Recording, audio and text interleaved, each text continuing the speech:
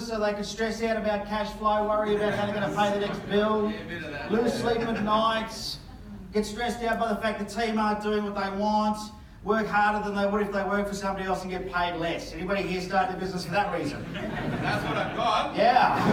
That's interesting. Was it fun? 80% of businesses do fail in the first 5 years. Only 2% of businesses make it past the 20-year mark. Isn't that just incredible when you think about it? So if you're past the 20-year mark, give yourself a pat on the back. Yeah, well done. Give yourself a pat. So why is it? Why is it that we go into business with these grand goals of what it is we're going to achieve, and then we end up with something a lot worse than what we imagine? We end up with a business that is hard to run, it's stressful, there's a lack of cash flow, lack of profitability, it doesn't work without us. Why is that, do you think? What's your biggest limiting factor? Me? Yeah, it starts with M, ends with E. What's your biggest limiting factor? Yeah, everybody say, what's your biggest limiting factor? Yeah, you are your biggest limiting factor. And here's the hardest part for most people to understand in business is you have 100% of everything you decided to have and 100% of everything you deserve. Yeah, pretty harsh words, isn't it? You let it happen, right? So if you're not happy with the money you have in your bank account, guess whose fault that is?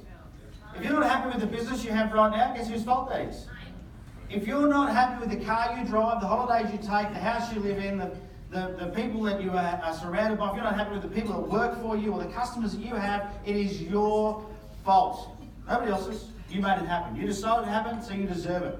And so the reason for that is because why do you think that happens? Why haven't you built a bigger business? You think about, does anyone know who Bill Gates is? You don't know who Bill Gates is? Okay. Somebody schooled this guy. In 2012, Bill Gates built a house. It wasn't his dream house, right? Everybody think about your dream house. If you're going to build your dream house, how much would it cost? What do you reckon? Your dream house, like your absolute dream house, what would it cost? 5 mil, 2 mil, 10 mil, 25 mil, 100 mil. Nice.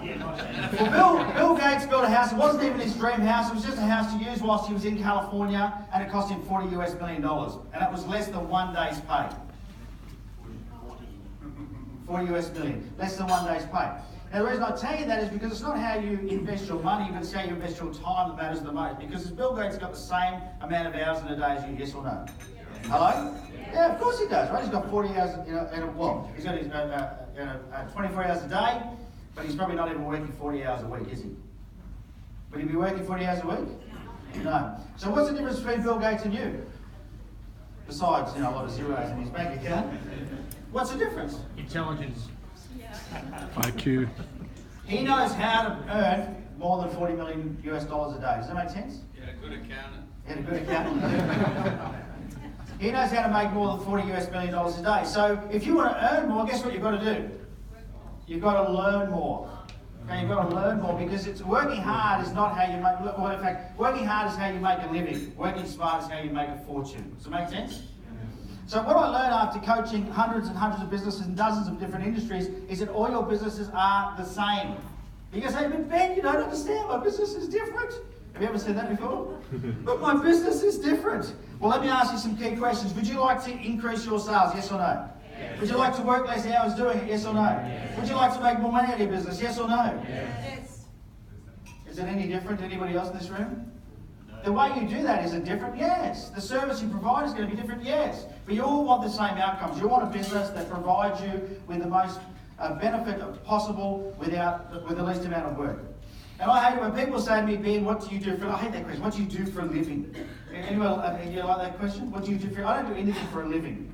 I don't want to just do a living. In fact, when I get asked that question, I start to do as little as possible. That's the best thing to do, isn't it? If I've got to earn a living, I want to do as little as possible doing it. That's what it's all about. So after coaching hundreds of businesses, what I did realise was that every single business goes through the same processes. Every single business has the same challenges. Guess what? You all have cash flow challenges. Guess what? You all have team challenges. Guess what? You all have time challenges. Guess what? You all have challenges generating leads for your business. You all have challenges implementing systems in your business so it runs more efficiently. Every business encounters the same challenges. And so what it led me to was building this thing called the Business Acceleration Blueprint, because I felt that what people needed was they needed some sort of a framework to help them with building blocks to understand the best way to go about building their business. Sort of like an instruction manual. Anybody here got kids? Yeah? Do you wish they came with an instruction manual? Unfortunately not. Business is the same. So what I worked out was there was 5 key areas of growth in a business, or 5 building blocks. My business acceleration blueprint. Now, we have an architect. Where was that architect? Where is he? Here he is. He was very, very dynamic architect. What's the first thing you do before you build something, Morris? First thing you do is you do some research on the site, but mostly find out about the client. You find, okay, but if you're going to build something, what do I need? I need a plan, right? I need a plan. So before I can build, now the first thing when they start building my house, what are they going to put down first?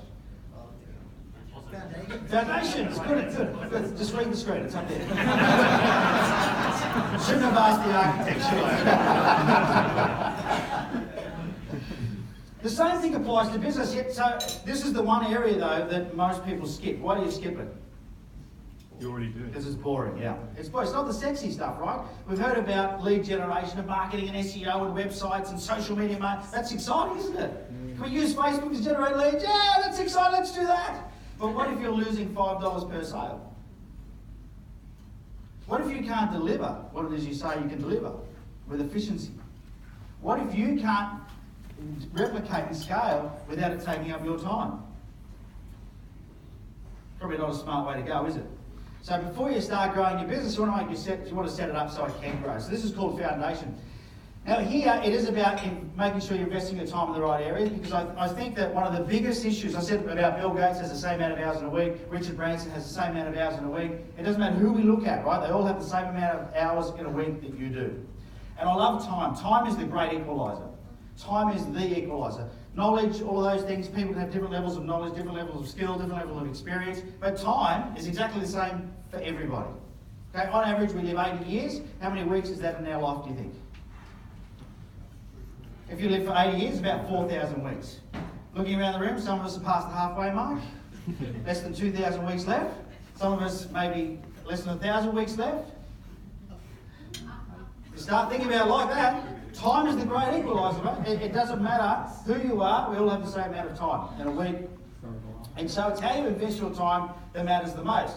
Now, in fact, let me do this exercise with you. Think about how much you're worth per hour. Just think about a number. What's your hourly rate? Big bucks. 500? Big bucks? What is it? What's your hourly rate? What are you worth per hour? 6 minutes, isn't he? Yep.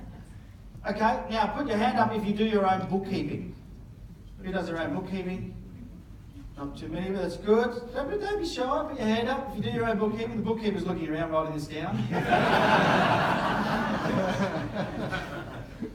Now, how much is where's our bookkeeper from Bexley? Where are we? There we go. How much is it per hour for bookkeeping? Roughly. 55, 70, 80. 55, say $60 an hour. $60 an hour. Now, how much are you worth per hour? 400? 500? Big bucks? I heard all these big numbers. Yeah, one of these, I see so many people in business doing the things in their business that they can pay somebody else $60 an hour to do. We're in this world right now where it's like a DIY business. There's even speakers out there teaching you how to build your own website. Don't build your own website. Don't do your own bookkeeping. Don't recruit your own. If you suck at sales, don't even try doing sales. Hire somebody to do it for you. Okay, because business is not being good at everything. Business is about understanding your key strengths and where your highest return on investment of your time is going to be. Do you know why you do tasks that are worth less than what you are per hour? Why do you do that? Control freak. Sorry? Cash flow. Control freak, that's part of it, yes. Why else? Save money. Because you value your money more than you value your time. Did you realise that? You value your money more than you value your time. So, from a foundation point in your business, if you are the person that has to do everything, if you have what I call superhero syndrome, you are destined to be working hard forever. If you can't go on holidays, if you can't, have a weekend away. I go away every month, by the way. I just came back from being away. Every month I go on holidays. Every single month I go away. People say, wow, that's extreme. No, it's not. It's very enjoyable. Who would like to go on holidays every month? Well, you need your business to be able to work without you having to be there. It can't rely on you. If you are the business, people say, well, but Ben, the reason my customers buy from me is because I'm brilliant. So that's not a business, that's a JOB.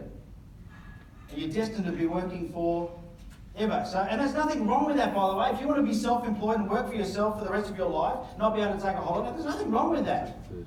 Okay, if your business stops when you do and you're okay with it, I'm okay with it. I'm not here to judge you. But if you want to build a business, you have to get your foundations right. So you have to make sure you're investing your time in the right areas. Outsource what you're not good at, and you do the things that you're great at, and that give you the biggest return on investment. Another thing there is finances. I find that most business owners don't understand how to count their money. Now, who drives a car? This is the best way to do it. Who drives a car? Who drives a car? All right, who's been in a car? All right, who's not going to raise their hand no matter what I ask? Let's get that out of the way. All right, just so I know, not all the hands are going up. All right. So you're driving along in your car, right? You're coming here to B&I Face today, and the dashboard stops working. What do you do? Talk to a George. Call a mechanic, NRMA. Mechanic down there. Everything's all right, plugging today. Why do you stop and call a mechanic? What's on your dashboard that you need? Car's still running. Speed. Speedo. Spotify. Spotify. Can't drive without my grooves. Warning lights. Warning lights. Speedo. Fuel. Fuel. Information. Yeah, that's it, isn't it? It's only a couple of things, really. What's the key KPIs, key performance indicators on your dashboard that are important? Fuel and speed. That's it. And so, if you think about it, in your car, if you don't have your fuel gauge and your speedo working, you'll pull over and you'll call NRMA because it's uncomfortable. In your business, are you monitoring your cash flow and your profitability, yes or no? Most business owners aren't. Most business owners now, when I talk about looking at KPIs, in your business, have you got more than 2, yes or no? Yeah, you have. Are you looking at them every Monday morning at a management meeting? Even if you're a sole trader, you should have a set of KPIs you look at on a weekly basis and say, am I on track or not? Have I got the sales that I needed to get or not? Have I got the leads I needed to get? Is my conversion rate what I predicted it would be or not? Because if you're serious about growing your business, then you'll be able to track your progress along the way. And if your gauges aren't working, you should feel uncomfortable. Yet I see so many business people that have no KPIs in their business. They're not looking at P&L. In fact, their P&Ls aren't even up to date. They wouldn't even know what a P&L is. Right? So, and you must have, so in financials, you've got to have P&Ls, balance sheets, cash flow forecasts. You must have a budget, so you must know what's coming up. And budget for profitability, not for expenses. How much money am I going to make out of this business? Which then leads me to the next area of foundation, which is plans. Who's ever climbed Mount Everest? Yeah, we've got one, have we? Did you go? I'm joking. You're joking, okay? In 20 years of doing this, I've had one person that's actually climbed Mount Everest. So you're going to double those statistics. I haven't either, and I know that'll surprise you looking at this mountain climbing physique. But does anyone know how tall Mount Everest is? 30,000. So what was that, 8,000? Yeah, 8,848 metres. Okay, it's easy to remember, 3 8s and a 4. 8,848 metres. I reckon it did shrink just recently with those earthquakes, but 8848, yeah, 8,848. And if you wonder where I get all my statistics from, I get it all from Wikipedia, which is 100% correct. 8,848 metres. Now, if I said to you all, my shout, tomorrow morning we're going to meet at Mascot, we're going to jump on a plane, and we're going to go to Mount Everest, and we're going to climb it. Who's coming? Who's coming? Few risk takers, awesome. Awesome. No, we're climbing Mount Everest. We're going to rock up there tomorrow, and we're just going to trek up the mountain in the clothes we're in. Who's coming? No? Why not? You might die. So, if you're going to climb Mount Everest, do you think you put a bit of planning in place, yes or no? Yeah. Now, statistically, they say more people plan their weekends than plan their life. You'll spend more time planning your night out with your friends on Saturday than you'll spend planning your life. Do you realise that? It's kind of silly, isn't it, when you think about it, right? And in business, what I see is people just get up every day in the morning and they just do what's got to be done because it's got to be done, and they react. They're very reactive. The phone rings, they do a job, customer rings, the photocopier breaks down, the internet doesn't work, whatever it might be, right? They're just reactive. Being reactive is not how you grow a business. Okay, you put a plan in place, same as if you're building a house. You put a plan in place first, and then you know exactly what's got to be done. You know when it's got to be done by, who's got to do it, how much it's going to cost to do it, and what result we should expect from that. Planning, right? Now, Mount Everest, if you were going to climb Mount Everest, what sort of things would you want to plan for? What would you need to do? How much time would you need? Well, tell me. A month to plan, okay? A year's? Yeah. I probably need a year just to get fit. 3 years, yeah? Now, if you have a plan to climb Mount Everest, does that mean you'll succeed? No, so even with a plan, guess what? People die. And when I asked this question, because I do a lot of the speaking, I asked that same question, who's climbed Mount Everest, and I found one person that had. And I actually said to this woman, I said, what was the hardest thing about it? Well, number one, she spent 6 years planning, by the way, and training to climb Mount Everest. And she went to the summit. They started at base camp, went up to the summit. They had Sherpas and all sorts of things. And she said the hardest thing was walking past dead bodies. Yeah, can you imagine that? Now, she said it kept me on my game. And I thought, wouldn't it be great in business if you got notified of every business that's shut down? And there is actually a register of businesses that go insolvent every single day. There's probably an insolvency practitioner here somewhere, or somebody that can give you access to that. But she said the hardest thing was that she said most of them she found on the way down. Do you know more people die on the way down than the way up? Do you know why that is? Because they haven't planned to come back. They haven't. They plan to get to the top. They're all about getting to the summit. And once they get there, they don't keep their eye on the ball and they lose their game. So it's really important in business that we plan. The other thing is making sure your business is structured for growth, which I sort of spoke about. It can't rely on you. If your business relies on you, it's not a business, it's a job, it's a JOB. What does JOB stand for? Just over broke. Usually more month at the end of the money than there is money at the end of the month, yeah? Take a while to work that out. That's the reality, right? If you want to build a business. So before you go crazy with your marketing, make sure you've got your foundations. Make sure you're investing your time in the right areas. Working hard is not how you succeed. I'll say that again. Working hard is not how you succeed. Okay? And if you're busy, that's not a good thing. Like if someone says to you, how was your day? And you go, I was really busy. Check yourself, because it's not. Being busy is not efficient. It's not valuable. Being busy is what you've been trained to do. You've actually been trained to be busy. The reason, you know why you've been trained to be busy? Because you went to school. You went to school. Don't even get me started on the schooling system, but it teaches you, because if you think about 24 hours in a day, 8 hours for work, 8 hours for rest, 8 hours for sleep. That was created back 500 years ago or whatever. 300 years ago. That was how we were brought up. And school teaches you to be busy, because if you're not doing your work, if you're not looking busy, someone will say, what are you doing? And then you go to work, right? It prepares you to go to work and work for somebody else. Now, if you're working for somebody else and you're twiddling your thumbs looking at the ceiling and your boss comes over and says, what are you doing? And you'll say, I'm planning. How's that going to go for you? And the people that get promotions in these big companies are those that work really hard, that look really busy, right? So you've been trained to be busy. Busy is not a valuable thing. Being productive is what's valuable. So what I like to say to business owners, if you're going to build a great business, be productive. At the end of the day, if someone says to me, how was your day? I want to say it was productive. I achieved my KPIs, I achieved my goals. And think about Mount Everest for a second. Let's take it back to a 12-metre ladder. Forget about that great big mountain. If I said to you, you just had to climb a 12.1-metre ladder every day, could you do that, yes or no? Would that be easy? 24 hours to do 12 metres, yes or no? Yeah. Of course it would be. So if you had 12 metres to climb, it would be super simple. Okay, you'd be super efficient at that. And if you did 12.1 metres a day for 2 years, you'd get to the top of Mount Everest, 8,848 metres. Check it with your calculator. That's how simple it is to get to the top of Mount Everest. So, making sure your business structural growth. Now, I'm spending most of my time on foundation because already some of you going, geez, I need to do some of this work. Yes or no? Yep. Hello? Yes or no? Yeah, absolutely. Now, the second stage is then the growth stage. This is where you get to fine-tune your marketing, you work on lead generation, you maximise the amount of leads you get for the lowest cost possible. Okay, it's called reducing your acquisition cost. Every single customer you get in your business, there is a cost for it. Even for referrals, there is a cost per referral that you receive. Why? Because you've got to invest your time and your money making it happen. Does that make sense? Okay, so in marketing, we always work out how do we reduce the acquisition cost per lead that we get. We also want to make sure our sales process maximise our conversion rate. Does that make sense?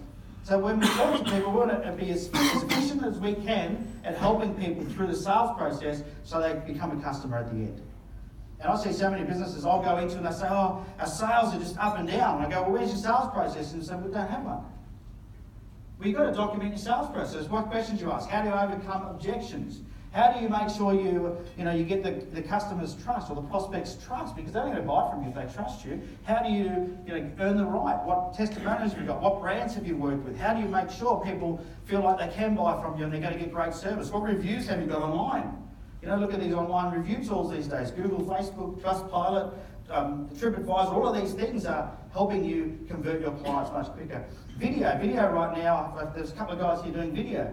With video right now, you can do amazing things to earn trust with your customers, educate your customers through the sales process. You should be using video. But growth is about maximising your profitability, okay? And so it is about generating more leads, turning more of those people into customers. And you don't do that until you've got a really strong foundation and you know that as you scale, your business won't rely on you. Okay, I've got a team of people that do the delivery of my business. I don't do the delivery. Because if I did the delivery, I couldn't have hundreds of clients. When I first started back in 2001 as a business coach, I got 14 clients and I was flat out. Flat out. I don't have hundreds of clients. Okay, we have a multi-million-dollar coaching organisation. I don't coach one of them. I coach my team. Does that make sense? And so the reality is you build your business, you don't want it to rely on you. The next step then is to optimise. This is about automisation. It's about making everything that is happens on a regular basis.